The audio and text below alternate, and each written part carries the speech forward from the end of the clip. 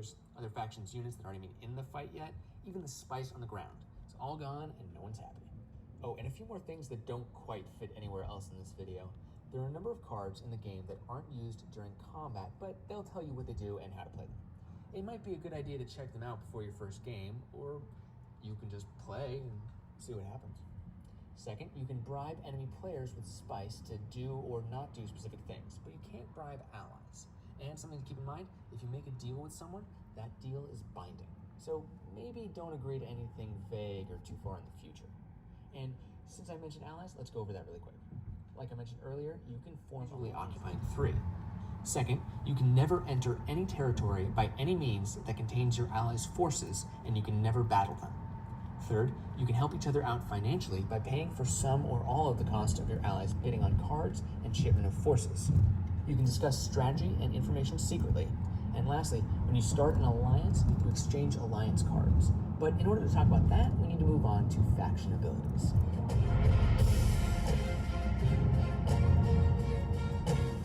So we've learned how to play the basics of Doom, but as usual, I'm saving the best part for last. These 6 factions take what would be a pretty standard game and turn it into something fascinating, because each faction changes the rules in a big way. I've already talked about how the Emperor and the Spacing Guild get paid by other players, but that's just the tip of the iceberg.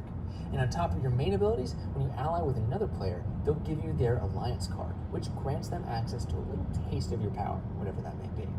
So let's dive in, starting with the Emperor. The Emperor is rich, and that's about it. You get paid when anybody else buys treachery cards, but when you buy them, you have to pay the bank. Now, that's only one thing, but it is very useful. Your alliance power is a little different though. When you're in an alliance, you can spend some of this cash you've collected to revive 3 more of your allies' forces. So instead of only being able to get 3 back from the tanks, they can get back 6, which means the armies you can muster can easily outlast other players.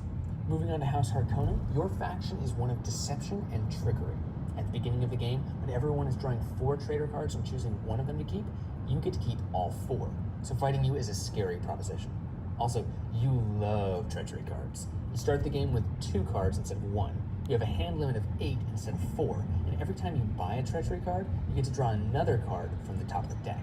And when players are allied with you, your traitor cards can be used against your allies' opponents during battle. Of course, this is still at your discretion. Next up, we have Harkonnen's sworn enemy, House Atreides. And here's where the powers start to get a little more complex. The Atreides leadership has learned a few psychic tricks to help them out. During the bidding phase, you get to look at each treachery card before anybody starts bidding on it, meaning that you will know where most of the treachery cards are during the course of the game. This is combined with perhaps the most valuable asset in Dune, paper. You and only you can make notes about the cards the other factions have. Everyone else just has to remember. And if you're savvy enough, you might get people to pay for this information.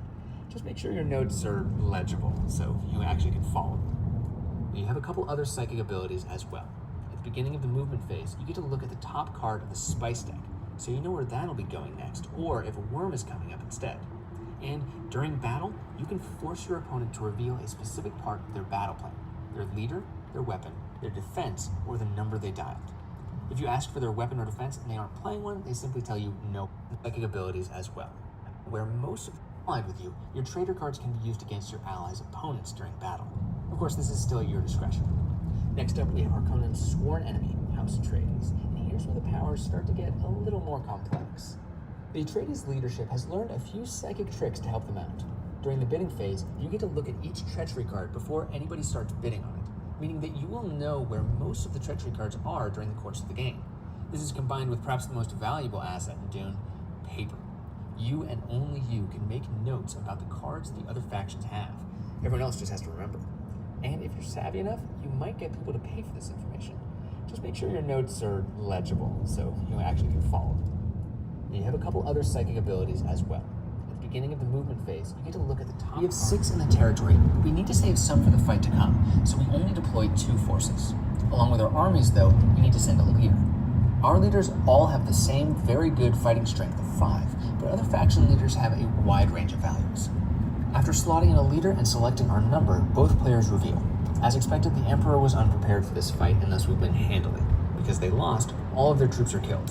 But here's the thing, every force we committed dies too, which is why you don't want to overexert yourself. Unlike forces though, the losing leader doesn't automatically die unless you assassinate it. More on that in a moment. Any surviving leaders will be a tougher opponent. Besides now having as many forces in the space higher, they don't have a poison defense, meaning that their leader is killed and doesn't have a poison defense either, so our jibby jabber should kill their leader. Unfortunately, they have another trick up their sleeve. After seeing which leader we sent in, they reveal a traitor card with that same leader on it. When this happens, we instantly lose the fight, our leader is killed, they lose nothing regardless of what they played, and they gain spice matching our leader's strength. Not a great day for us. If we happen to have their leader as well though, we could reveal it to make it a draw, but then we both